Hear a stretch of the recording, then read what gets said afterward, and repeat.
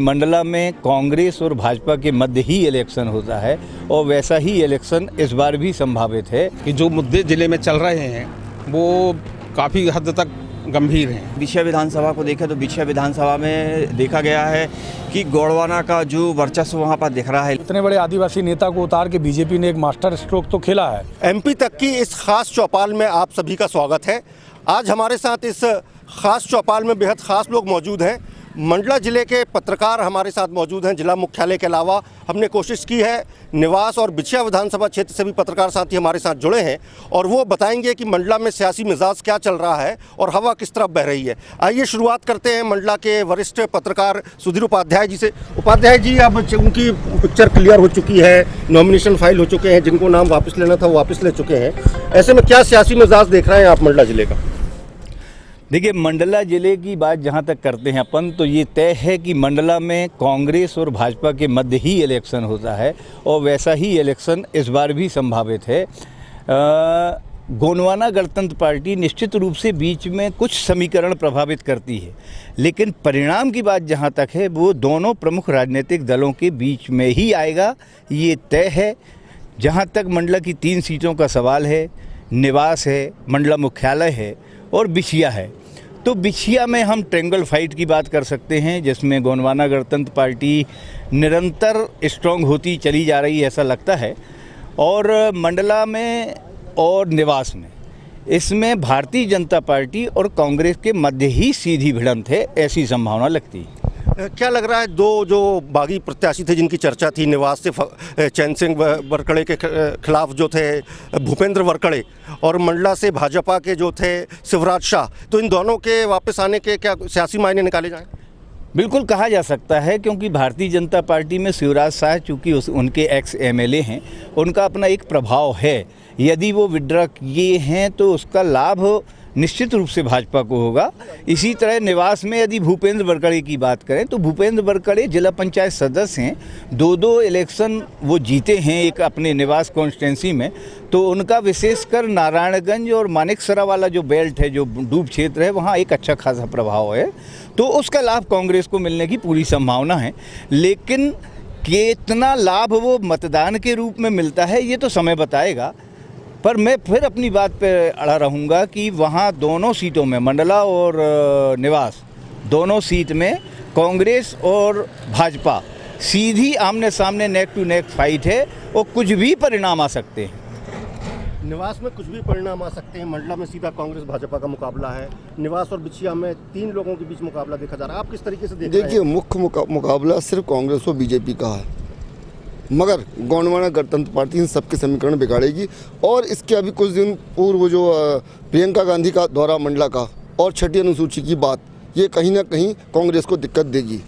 इससे बीजेपी के अंक बढ़ेंगे और जो मंडला निवास बिछिया में जो कांग्रेस के प्रत्याशी हैं उनको इस बात का खामियाजा भोगना पड़ेगा 6वीं अनुसूची की बात को लेकर। लेकिन खरे साहब, कल बीडी शर्मा आए थे तो उनसे भी जो बात हुई, तो भाजपा सीधे तौर पे उसका विरोध नहीं कर पा रही और कांग्रेस सीधे तौर पर ये नहीं कह रही कि हम लागू करेंगे। क्या दोनों के लिए पेंच फंस गया? बिल्कुल पेंच फंसा हुआ है, ये राजनीतिक स्टंट है। अगर बीडी शर्मा अगर 6ठी अनुसूची की बात नहीं करे तो पेशा कानून तो लागू किया ही उन्होंने।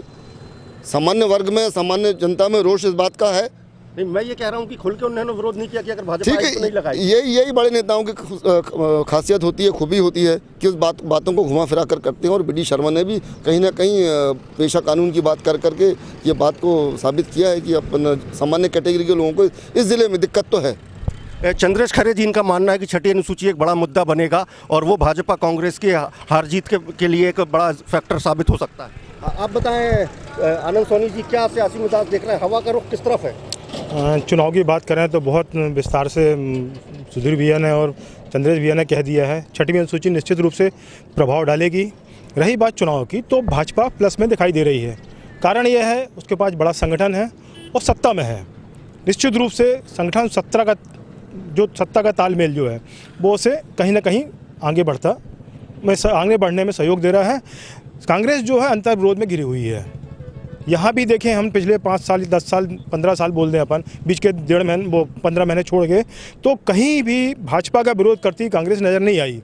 जो ऊपर से शीर्ष नेतृत्व से जो प्रदर्शन किए या जो कार्यक्रम उनके पास आए, यहाँ का संगठन वही करता रहा।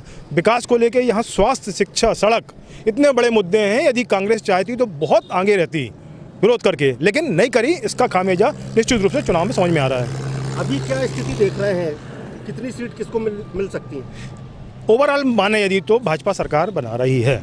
नहीं, मंडला जिले की अगर हम बात, मंडला में भी यदि मान लो जैसा कि बताया कि बिछिया जो 3 में फाइट है, लेकिन उसका फायदा ही भाजपा को मिलता दिखाई दे रहा है। तो 3-0 से मेरा आकलन ही है। ये आनंद सोनी जी, इनका मानना है कि भाजपा के पक्ष में हवा दिख रही है। आप किस तरफ हवा बहती देख रहे हैं? नहीं, आनंद सोनी जी का कहना सही है, पर दूसरी तरफ कांग्रेस भी पीछे नहीं है कि जो मुद्दे ज़िले में चल रहे हैं वो काफ़ी हद तक गंभीर हैं। शिक्षा की बात करें अपन, पूरा शिक्षा का स्तर मतलब ज़िले में गिर चुका है। रोजगार, पलायन, बहुत से ऐसे मुद्दे हैं जो भाजपा के पक्ष में तो हैं, पर वहीं कांग्रेस वालों के लिए भी प्लस मिल सकते हैं। मतदाता का रुझान क्या देख रहे हैं, किस तरफ चल रहा है मतदाता? अभी इस विषय में कुछ नहीं बता सकते हैं। आप निवास से हैं, निवास की भी निवास में तो बहुत कुछ मुद्दे हैं और चर्चित सीट बनेगी वो, और सबकी निगाहें, पूरे प्रदेश की निगाहें वहाँ लगी, क्योंकि केंद्रीय मंत्री वहाँ फग्गन सिंह कुलस्ते खड़े हो रहे हैं और दूसरी तरफ चैन सिंह हैं, वो भी कम नहीं है। किसका वजन ज़्यादा दिख रहा है? अभी तो इसका आकलन नहीं किया जा सकता। अभी इसका आकलन नहीं किया जा सकता। कपिल वर्मा जी हैं। वर्मा जी, आप भी पूरे जिले में भ्रमण कर रहे हैं, क्या सियासी मिजाज देख रहे हैं लोगों? मतदाता का रुख कहाँ दिख रहा है आपको? मतदाता का रुख इस समय सबसे ज़्यादा योजनाओं को लेकर काफ़ी ज़्यादा रुझान है। जिसने जितनी योजना दाग दी, उसके जो वोटर्स हैं उनके हिसाब से वो भ्रमण किया गया, वो कैलकुलेशन कहीं ना कहीं सत्ताधार पार्टी की तरफ ज़्यादा जाता है। पर मंडला में ये चीज़ फिर से देखने मिल गई कि धर्म को लेकर यहाँ पे फिर से विवाद चालू हो गया है, कोई किसी धर्म के प्रति तो कोई किसी धर्म के प्रति। तो एक आप फैक्टर की यदि बात करते हैं तो मंडला में आप फिक्स स्थिति में नहीं कह सकते। तीनों विधानसभा की यदि आप बात कर रहे हैं तो तीनों एक एक के हिस्से में जाने की पूरी उम्मीद की जा सकती है। कपिल का मानना है कि तीनों विधानसभा में भाजपा, कांग्रेस और गोंडवाना को एक सीट मिल सकती हैं। अग्रवाल जी, आप बताएं, आप क्या देख रहे हैं माहौल मंडला का? देखिए, अगर बिछिया की हम बात करें तो बिछिया सीट में जो पिछले बार 38,000 वोट मिले थे गोंडवाना, तो कहीं ना कहीं बिछिया में इस बार हो सकता है कि ट्रायंगुलर की स्थिति है, गोंडवाना हावी है। रही बात आपकी निवास विधानसभा की, अगर हम बात करें तो निवास विधानसभा की स्थिति को देखते हुए केंद्रीय मंत्री जरूर खड़े हुए हैं, लेकिन मंत्री जी अगर मंडला की बात करें तो हम 33 साल से अगर मंडला में हैं तो कहीं ना कहीं लोगों को रोष कि उन्होंने अपने रहते हुए अभी उन्होंने जो स्कीम या जो भी कुछ आई, मेडिकल फैसिलिटी की अगर हम बात करें तो मेडिकल कॉलेज मिलने के बाद भी जो 4 साल लटका रहा और अब जाके उसको एनओसी मिली है, तो और रोड का मुद्दा सबसे बड़ा है। जो निवास क्षेत्र की हम बात करें और मंडला क्षेत्र की अगर हम बात करें तो 18 साल से भारतीय जनता पार्टी की सरकार होने के बाद मंडला विकास के नाम पे बहुत अधूरा है। मंडला विकास के नाम पे बहुत अधूरा है, ऐसा मानना है इनका। देखिए, मंडला, आपको क्या लग रहा है, मंडला की 3 विधानसभा सीट जो हैं, इसमें किस पार्टी और किस उम्मीदवार के पक्ष में लहर समझ में आ रही है? देखिए, मंडला में जो सबसे बड़ी 2 समस्याएं स्वास्थ्य और शिक्षा को लेकर जो अभी भी समस्याएं बनी हुई हैं और वर्षों से ये समस्याएं हैं जो अभी भी पूर्ण नहीं हो पाई हैं। दूसरी तरफ हम अगर बिछिया विधानसभा को देखें तो बिछिया विधानसभा में देखा गया है कि गोंडवाना का जो वर्चस्व वहाँ पर दिख रहा है, लेकिन उससे यदि आकलन लगाया जा सकता है कि सीट आ जाएंगे, लेकिन वहाँ पर उन्हें कांग्रेस को ही नुकसान है उसमें, जहाँ पर ऐसा लग रहा है कि हो सकता है कि इसका फ़ायदा भाजपा को मिले। परंतु क्या है, मंडला है शहरी क्षेत्र, और शहरी क्षेत्र के चलते दूसरा फैक्टर जो यहाँ पर है लाडली बहना ये महिलाओं को बहुत ज़्यादा प्रभावित किया है। तो हम बताएं कि इसका फ़ायदा भी भाजपा को मिलेगा। रही बात निवास की, तो निवास से केंद्रीय मंत्री स्वयं खड़े हुए हैं और देखा जाए तो उतना अच्छा उनका वहाँ पर नहीं है, लेकिन फिर भी वो खड़े हुए हैं, तो ऐसा लग रहा है कि इस बार शायद फ़ायदा उनको मिले वहाँ से। तो ये है कि मंडला की सीट को अगर छोड़ दिया जाए तो एक सीट का आकलन है कि एक सीट 1-2 सीट मिल सकती हैं, यानी 1 कांग्रेस और 2 भाजपा को। 1 कांग्रेस 2 भाजपा। मिश्रा जी, आप बताएं, आप किस तरीके से देख रहे हैं पूरे चुनाव को और कौन प्रत्याशी भारी नजर आ रहा है? फिलहाल लोग पार्टी देख के वोट कर रहे हैं या प्रत्याशी पे कॉन्सेंट्रेशन है? देखिए, 3 जो हैं पार्टियां हैं मंडला में, बीजेपी है, कांग्रेस है और गोंडवाना है। तो अगर अपन बहुत अच्छे से देखें तो जिस तरीके से डॉक्टर अशोक मस्कोले की सीट निवास से चेंज करके मंडला की गई है, तो कुछ ना कुछ ऐसा लगता है कि भाई निवास से जो है पूरी कोशिश की जा रही है कि एक बार फिर से कुलस्ते जी को जिताया जाए। बात रही बिछिया की, तो बिछिया में आपको बहुत अच्छे से पता, आरी बहुत अच्छी चलती है और कमलेश टेकाम जो हैं अभी फ़िलहाल जो है चुनाव जीते, जनपद जो उपाध्यक्ष बने हैं, जिला पंचायत उपाध्यक्ष बने हुए हैं। तो हो सकता है कि बिछिया में गोंडवाना और फिर उसके बाद जो है अगर मंडला देखें तो मंडला में गैर आदिवासी ज़्यादा हैं। तो यहाँ छठी अनुसूची का जो है, जिस तरीके से प्रियंका गांधी बोल के गई कि भाई 50% से ज़्यादा जहाँ आबादी रहेगी वहाँ छठी अनुसूची जो है लागू की जाएगी। तो भाजपा पार्टी बहुत अच्छे से इसे बुझाने में लगी है और समय करीब आएगा, चुनाव करीब आएगा तो ये छठी अनुसूची वाला जो है मुद्दा जो है वो उठेगा और इसका फ़ायदा कहीं ना कहीं जो है बीजेपी पार्टी को जरूर होगा। अगर नॉन ट्राइबल्स की आप बात कर रहे हैं तो मंडला में नॉन ट्राइबल्स जो हैं डोमिनेटिंग में हैं, लेकिन क्या इसका उल्टा असर वहाँ पर नहीं होगा बिछिया और निवास में? नहीं, अगर वहाँ की हम बात करें तो निवास और बिछिया पे देखें तो यहाँ पे ट्राइबल ज़्यादा हैं। यहाँ पे इस स्टंट का फ़ायदा होता है कि भाई हम आदिवासी के लिए कुछ करेंगे, लेकिन अगर वही चीज़ आप बोलें मंडला में टर्म्स एंड कंडीशन चेंज हो जाती है, गैर आदिवासी ज़्यादा हैं। अगर आप छठी अनुसूची की बात करेंगे मंडला में तो इसका आपको घाटा होगा। क्या स्कोर देख रहे हैं? एक गोंडवाना, एक कांग्रेस, एक बीजेपी। एक गोंडवाना, तीनों को एक एक सीट दे रहे हैं आप। आशीष अग्रवाल हमारे साथ हैं। निवास इस टाइम हाई प्रोफाइल सीट है, ना सिर्फ मंडला जिला बल्कि प्रदेश और देश की नज़र उसमें है। आप वहाँ से हैं, राजनीति में को नज़दीक से देख रहे हैं, क्या मिजाज दिख रहा है लोगों जनता का आपको? देखिए, निश्चित रूप से केंद्रीय मंत्री कुलस्ते जी का गृहग्राम भी है और इस बार वो विधानसभा चुनाव लड़ रहे हैं बीजेपी की तरफ से। दो चीज़ें हैं जावेद यहाँ पर। पहला ये कि इतने बड़े मंत्री को, इतने बड़े आदिवासी नेता को उतार के बीजेपी ने एक मास्टर स्ट्रोक तो खेला है, लेकिन इस बात से ज़्यादा बीजेपी इस बात को भुना रही है कि यदि हमारे खिलाफ में था माहौल, 40,000 वोट का मार्जिन था, 10,000 से उनके भाई चुनाव जीते हुए थे और पिछली बार लगभग 29,000 से अशोक मस्कोले चुनाव जीत गए। तो 40,000 से जब डॉक्टर साहब चुनाव जीते थे तो ऐसी क्या वजह आ गई कि एक सिटिंग एमएलए को मंडला शिफ्ट करना पड़ा? एक मुख्य मुद्दा ये है।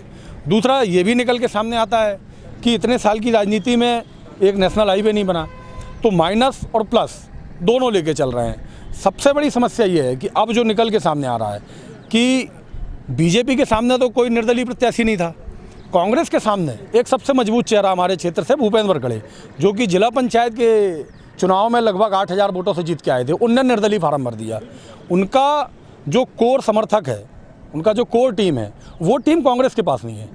चाहे नारायणगंज की बात करें, चाहे बीजादांडी की बात करें, तो उस कोर टीम का कांग्रेस में बदलाव होना ये आवश्यक नहीं है। भले ही आज समर्थन दे दिया है भूपेंद्र वरकड़े ने कि मैं निर्दलीय नहीं लड़ूंगा, एक बड़ा डैमेज कंट्रोल भी किया है। मैं आपको अभी की तत्काल की खबर बता रहा हूं कि शायद उन्हें प्रदेश महामंत्री बना दिया गया है कांग्रेस कमेटी के द्वारा, लेकिन ये तय नहीं हो पाएगा कि भूपेंद्र वरकड़े तो समर्थन कर रहे हैं, लेकिन उनके कितने समर्थक उनको समर्थन देंगे, उनकी बातों का समर्थन करेंगे और वो वोट क्या अब चैन सिंह के वरकड़े में तब्दील हो पाएगा, इसको नहीं कहा जा सकता है। कुलस्ते जी के लिए राह आसान है या मुश्किल नजर आ रही है?